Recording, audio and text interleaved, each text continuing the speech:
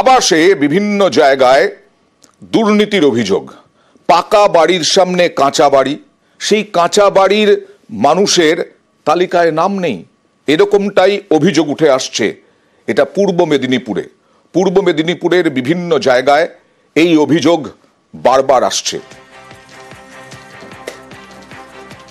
কোলাঘাটে আবাস তালিকায় পঞ্চায়েত প্রধানের বাবার নাম, পাকা বাড়ি থাকা সত্ত্বেও আবাস তালিকায় নাম। কথা বলবো প্রতিনিধি সুজিতের সঙ্গে। সুজিত, কি অভিযোগ?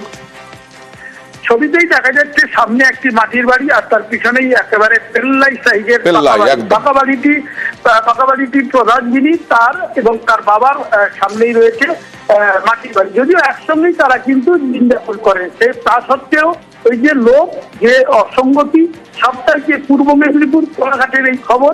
সিদ্ধার্থ 2 নম্বর গ্রাম পঞ্চায়েতে যেখানে প্রধান তিনি তার বাবার মাটির বাড়ি দেখিয়ে আবাস তালিকায় নাম তুলে একবারে পাইয়ে দিচ্ছেন আবাসের সুযোগ, যখন কিনা লক্ষ লক্ষ মানুষ পাচ্ছেন না তা নিয়ে অভিযোগ করছেন। তখন প্রধান তার নিজের বাড়িতেই বাবা থাকেন, তা সত্ত্বেও সামনে সেই পুরনো যে মাটির বাড়ি বাবার নামে তা দেখিয়ে আবাস তালিকায় বাবার নাম তুলে সুবিধা নেওয়ার ইচ্ছে।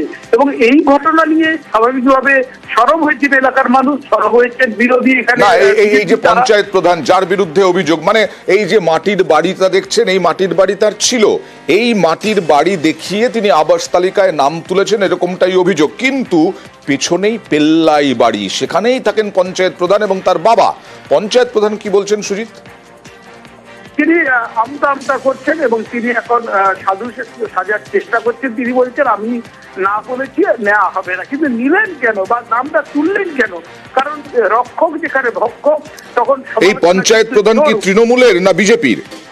তৃণমূলের পঞ্চায়েত এবং বিরোধী এখানে বিজেপি সরব হয়েছেন, এলাকার মানুষও সরব হয়েছেন। গোটা ঘটনা নিয়ে স্বাভাবিক সরগোল শুরু হয়েছে, প্রশাসনও বিরক্ত, কারণ এ ধরনের ঘটনা একেবারে তারা বরদাস্ত করতে চাইছেন না এবং তার কারণেই তারা কিন্তু বিষয়টি নিয়ে গুরুত্ব দিয়ে দেখছেন। অন্যদিকে চাপে পড়ে প্রধান ঢোক দিয়েছেন। বেশ, তিনি বলছেন যে বাবার নামের যে তালিকায় নাম রয়েছে তা তিনি ক্যান্সেল করতে চান। এই যে বিষয়, সেটা কিন্তু ঘটল কোথায় না জেলা পূর্ব মেদিনীপুর, নন্দীগ্রামে জেলা পূর্ব মেদিনীপুরের কোলাঘাটে, এবং একেবারে গোটা জেলা জুড়েই হইচই শুরু হয়েছে। কারণ আবাস নিয়ে নানা কথা উঠছে, নানা অভিযোগ সামনে আসছে, তখন এ ধরনের অভিযোগ নিয়ে স্বাভাবিকভাবে 2 গ্রাম পঞ্চায়েত প্রধান হামিদুল খান জানিয়েছেন, আমার বাবার বাড়ির প্রয়োজন নেই, আগেই সেটা জানিয়ে দিয়েছি।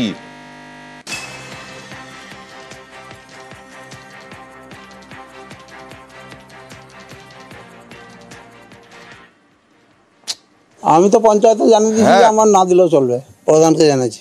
এখন আর দরকার হবে না এই পর্যন্ত। তৃণমূল কংগ্রেস সারা জীবন করি, সেই হেতু আমি মানে যাদের গরিব আছে তারা পাক, এইটাই আমি চাই, ওই জন্য বাড়ি নিচ্ছি।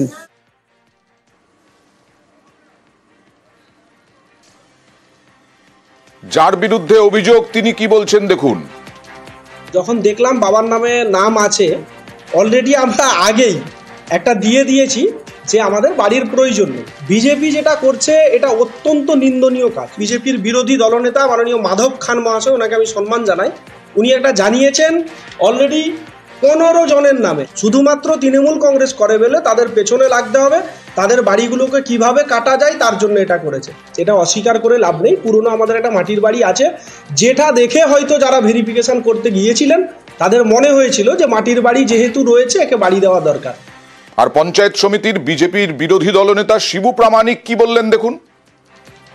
যারা বাড়ি পাওয়ার যোগ্য তারা পাচ্ছে না, যারা অযোগ্য তারা পাচ্ছে। সিদ্ধার্থ এর প্রধান হামিদুল খান, ওনার বাবা, তার নাম আসছে তালিকায়, কিন্তু তার বাড়ি বিশাল বড় ধরনের পাকা বাড়ি আছে।